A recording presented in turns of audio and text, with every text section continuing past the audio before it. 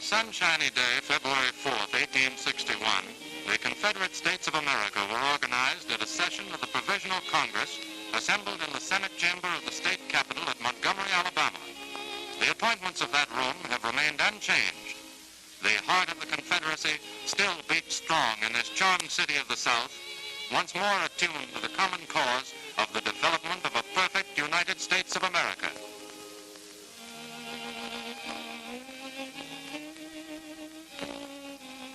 On the portico of the Capitol building, a six-pointed brass star marks the spot on which Jefferson Davis took the oath of office as the first president of the Confederacy, February 18, 1861.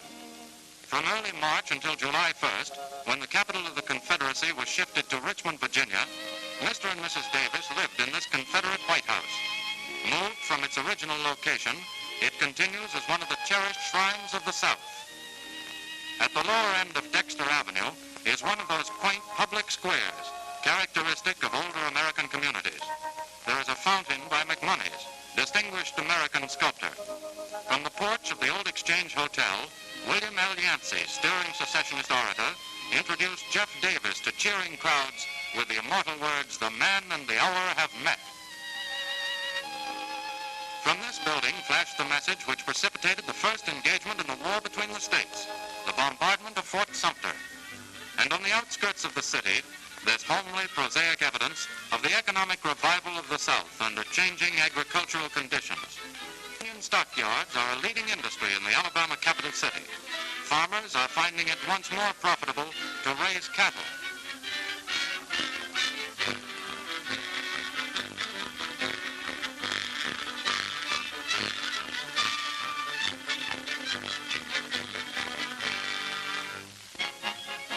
Fine highways lead into various sections in which state parks are being developed through the Emergency Conservation Work Program under the direction of National Park Service. Chickasaw State Park in Marengo County near Linden represents the simple adaptation of a magnificent stand of virgin longleaf pine for recreational purposes. There are approximately 600 acres in the tract.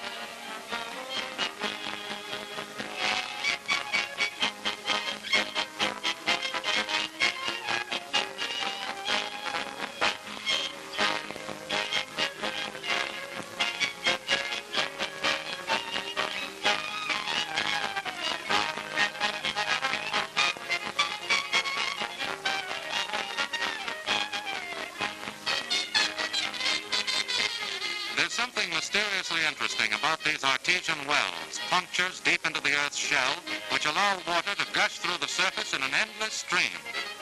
There are about 500 beautifully wooded acres in Valley Creek State Park, off the main highway between Montgomery, Alabama, and Meridian, Mississippi, not far from Selma, Alabama.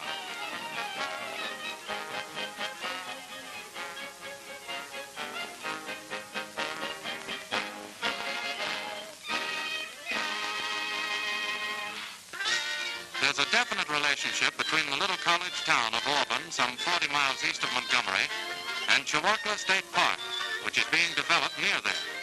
Auburn began its rise to fame as an educational center many years ago. Today, it's the seat of the Alabama Polytechnic Institute, popularly known as Auburn, one of the finest institutions of learning in the South. Boy and girl students from many states dash through its streets in modern collegiate motor cars. But back in the gay 90s, bicycles hauled their fathers and mothers some 6 miles, out of town to a beauty spot then known as Wright's Mill, now Shiawassee State Park. Auburn's a college town, remember, and even the dogs go in for higher education. This prized possession of one of the Institute's professors has been taught to ring a bell when he wants his dinner.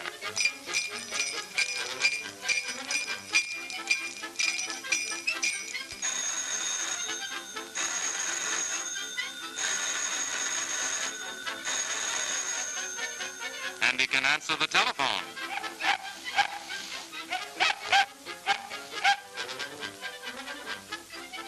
And ride a velocipede.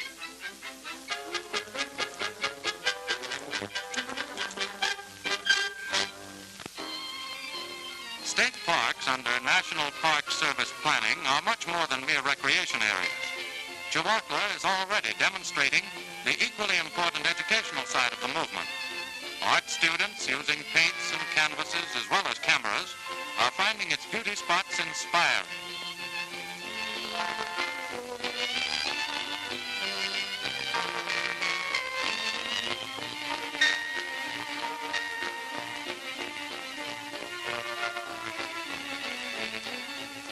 There are, of course, beautiful bridle trails, but of a special sentimental interest in this particular locality has been the restoration of an old bicycle path which has been used for almost half a century.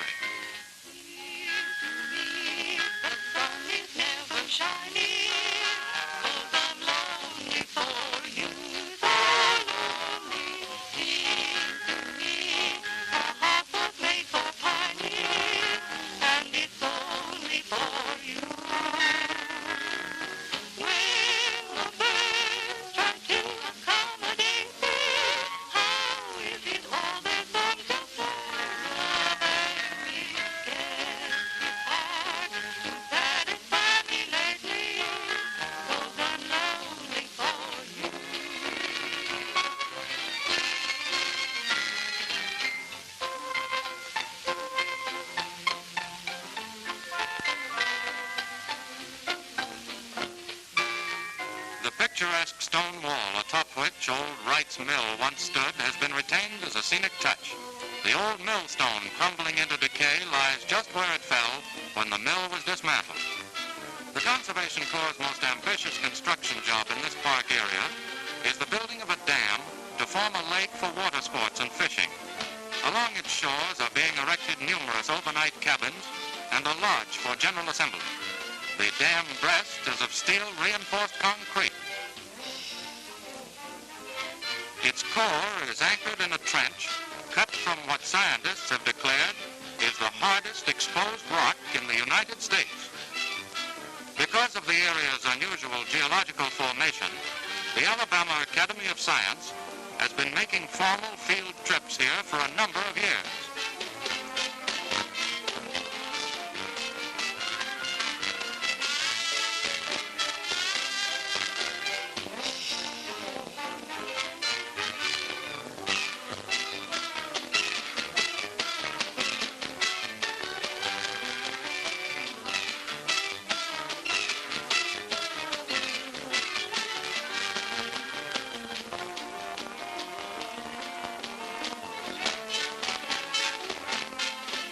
When dam sites are cleared, not all stumps are removed.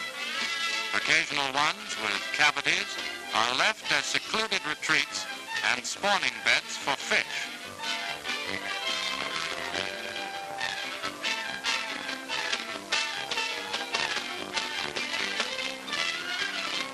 Timber cleared from the lake area is used in the erection of park structures. It must be skinned soon after it is cut to prevent damage by insects.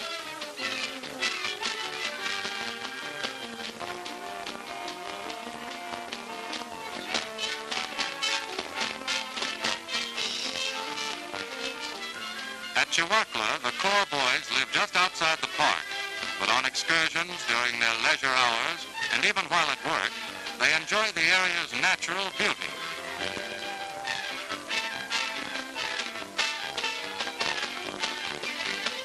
Horace Greeley's famous advice is frequently paraphrased to, "Young man, go south."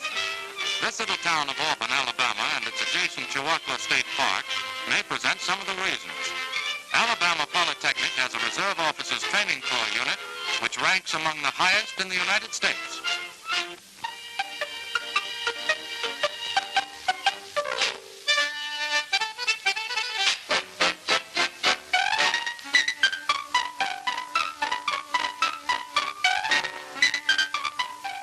And these charming young farmerettes might be presented as further purely academic lure.